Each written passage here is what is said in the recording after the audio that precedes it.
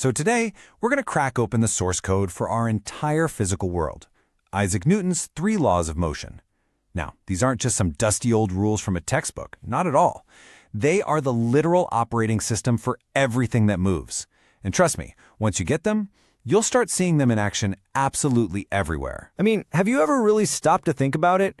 How does a gigantic, heavy rocket actually fly in the complete vacuum of space where there's, well, nothing to push off of? Or, something way simpler. Why does a rolling ball always, without fail, slow down and stop? The answers to all of this are wrapped up in Newton's laws. So let's dive into the first. All right, first up is law number 1. And I like to think of this as the universe's kind of default setting. It's called the law of inertia, and it's really just about how things have this natural tendency to just keep doing whatever it is they're already doing. Look, the whole law really boils down to one simple idea. Objects are, for lack of a better word, lazy. If something's sitting still, it wants to stay still. If it's already moving, it wants to keep moving, in a perfectly straight line, at the exact same speed, pretty much forever. The only thing that can snap it out of this state is what Newton called an unbalanced external force. And that natural laziness, that resistance to change, that's what we call inertia. You can really think of it as the law of the couch potato. It takes some effort to get up off the couch, and once you're moving, it takes some effort to stop. And get this, the more massive an object is, the more inertia it has, meaning it's that much harder to change what it's doing. Here's a super simple, real-world example for you. This book, just sitting on a table, it's not going anywhere. Not tomorrow, not next year, not in a million years. That's because all the forces on it are perfectly balanced. You've got gravity pulling it down, and the table pushing right back up. To make it move, you have to introduce an unbalanced force, like, your hand giving it a shove. Which brings us back to that rolling ball. The only reason it stops is because of unseen unbalanced forces, like friction and air resistance. And that leads us perfectly into our next point. So, if inertia is the default setting, then how do you actually override it? How do you make something change its motion?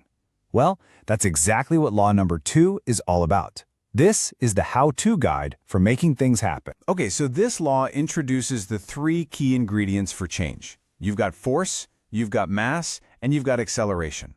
It basically says that if you want to make something accelerate, which just means change its speed or direction, it all comes down to 2 simple things: how hard you push it and how much stuff it's made of. And the relationship here is just so intuitive.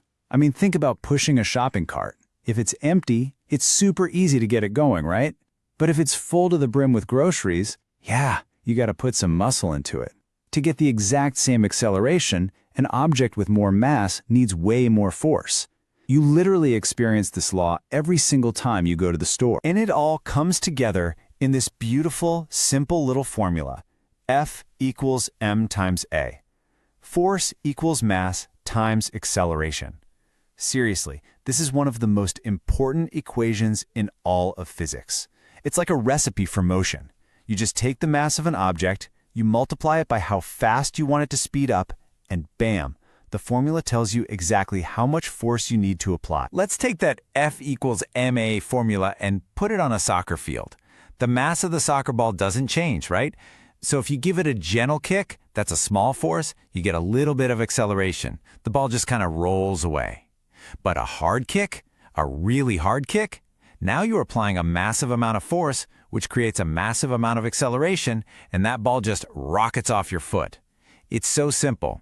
More force equals more acceleration. Okay, so we know that things like to keep doing what they're doing, and we know that force is how we make them change. But there's a catch, and it's a huge one.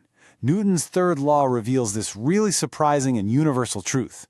The universe always pushes back. You've probably heard this one before, right? It's definitely the most famous of Newton's laws, and for good reason. It's so elegant, but so powerful. What it means is that you can't just push on something in isolation. Anytime you exert a force on any object, that object is exerting an equal and perfectly opposite force right back on you. Okay, let's solve that rocket mystery from the beginning. Here's the action. The rocket's engines violently shoot hot gas down and away from the rocket with an unbelievable amount of force. And here's the reaction. As the rocket shoves that gas down, the gas molecules themselves, every last one of them, shove the rocket up with an equal and opposite force. That's it. That's how a rocket flies in the pure emptiness of space. It isn't pushing against the ground or the air. It's pushing against its own fuel. And here's a much more down-to-earth way you've probably felt this.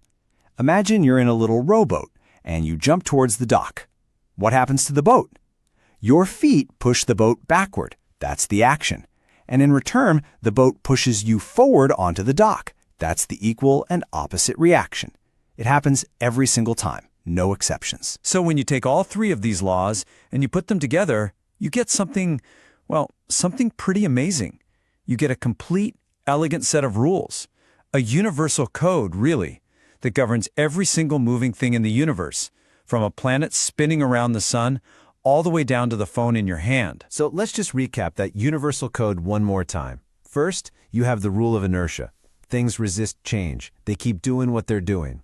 Second, force changes everything. A push or a pull is what you need to overcome that resistance and make something accelerate. And third, the equal opposite. Every single action creates an equal and opposite reaction. That's the whole shebang. And that leaves us with a pretty cool final thought. Because this isn't just about rockets and soccer balls. I mean, right now, as you're sitting or standing there, your chair or the floor is pushing up on you with a force exactly equal to your weight. Your feet are pushing on the floor, and guess what? The entire planet Earth is pushing right back. Every interaction is a perfect, balanced dance of forces. So think about that. What unseen forces are you a part of right at this very moment?